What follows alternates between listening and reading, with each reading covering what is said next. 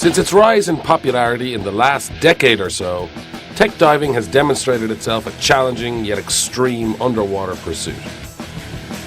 Compared to mainstream recreational diving, the equipment and motor skill requirements are both more extensive and more demanding. The DSAT Tech Deep Diver, Apprentice Tech Diver, Tech Trimix Diver, and other Tech Rec courses build upon an equipment and skill philosophy that reflect the real-world demands of technical diving.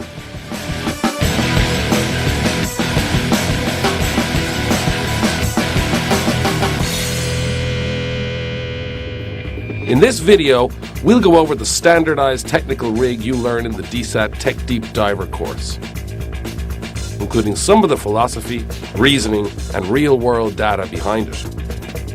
Then we'll go over some of the key motor skills you need as a tech diver. These are the same skills you develop during the DSAT Tech Deep Diver course and apply during other Tech Rec programs. You begin developing these and practice them in confined water, so that's exactly where we'll look at them, in the pool. When we're done, this video, plus the details in the Tech Deep Diver manual and your instructor's guidance, will have given you the foundation you need to rig your gear appropriately for tech diving. And you'll know how the key motor skills look when you're doing them. And that's the first step to learning them. Ready? Let's get started.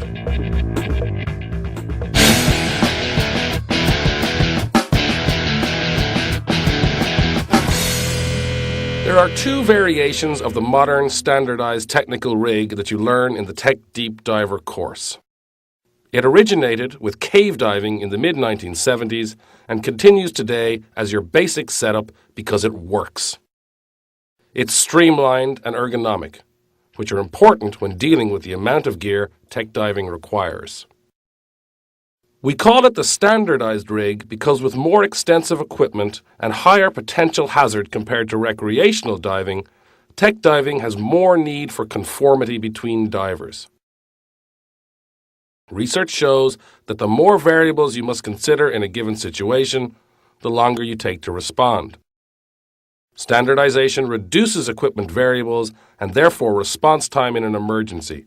It streamlines equipment management to decrease task loading and is the accepted tech community standard. We're concerned with two types of equipment standardization: interdiver and personal. An interdiver standard applies to those aspects of equipment configuration that substantially affect interdiver actions. To reduce emergency response time and streamline equipment management, all divers configure these alike according to the tech community standard.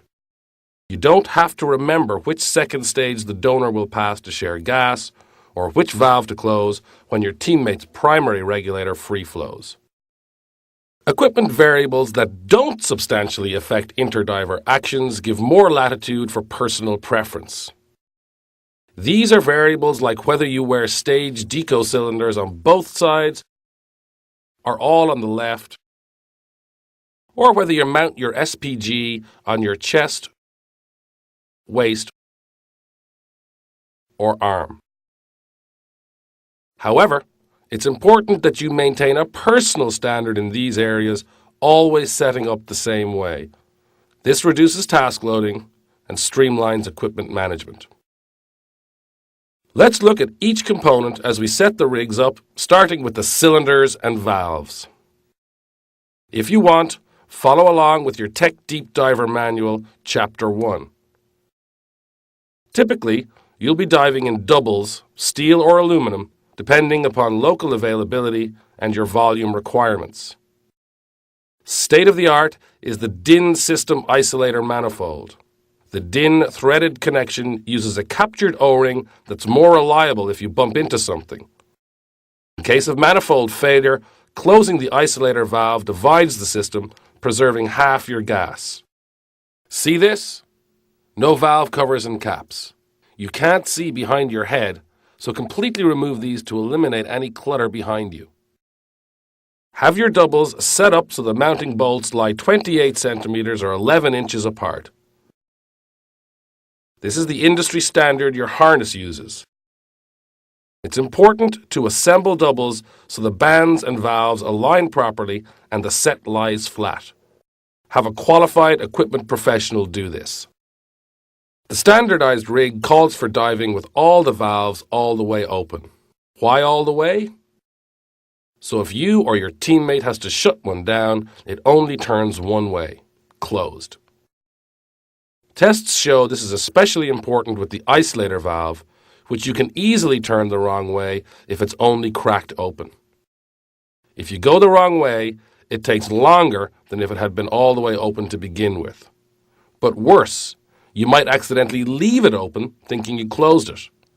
And that means you lose all instead of half your gas supply. Your harness sandwiches your BCD against the cylinders with everything held together by recessed wing nuts on the tank band bolts. BCD wings vary in size depending upon the lift you need for the dive.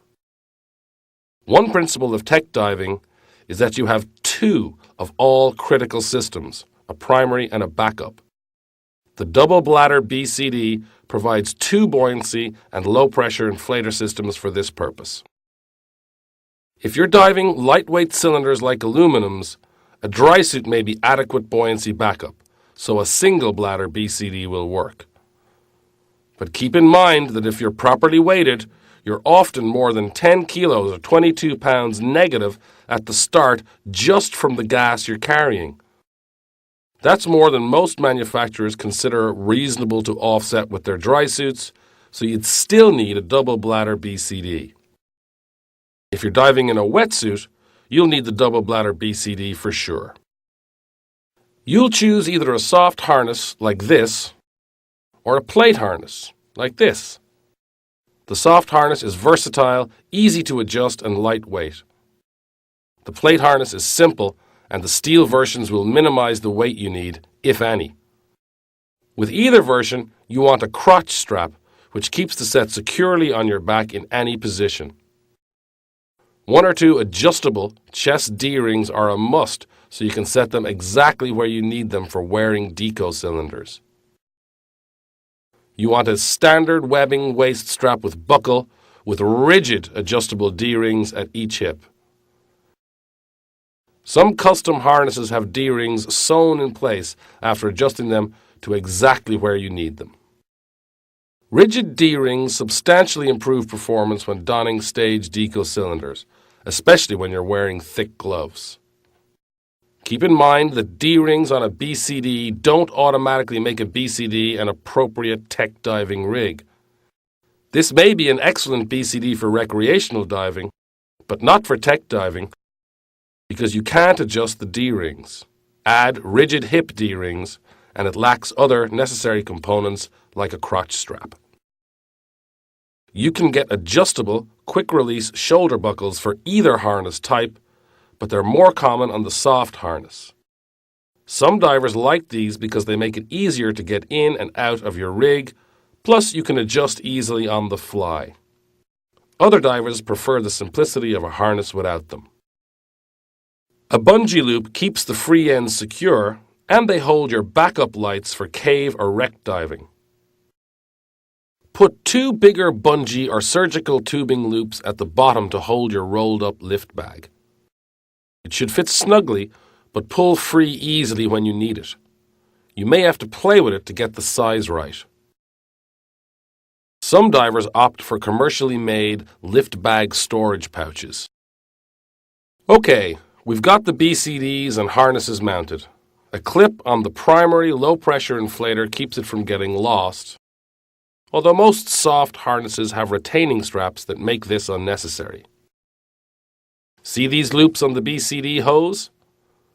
We'll run the inflator hose inside them when we mount the regulators to keep everything compact. Your secondary BCD inflator secures behind the wing. This removes clutter from your chest and avoids confusion when you're task loaded. You can either clip the BCD inflator like this,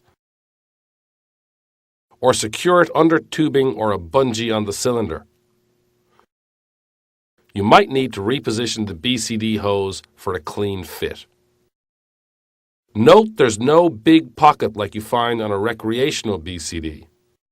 Except for a small backup mask pocket or accessory pouch, harness pockets clutter your rig. Get rid of them. Most tech divers prefer thigh pockets, which not only keep things clean, but are easier to get to with all your stuff on. Now let's look at your regulators. You probably realize you want top-of-the-line, high-performance DIN regulators. Your primary regulator will have a low-pressure inflator hose and a long hose second stage, which is about 2 meters or 7 feet for most divers. Your backup regulator will have standard length second stage hose. Your SPG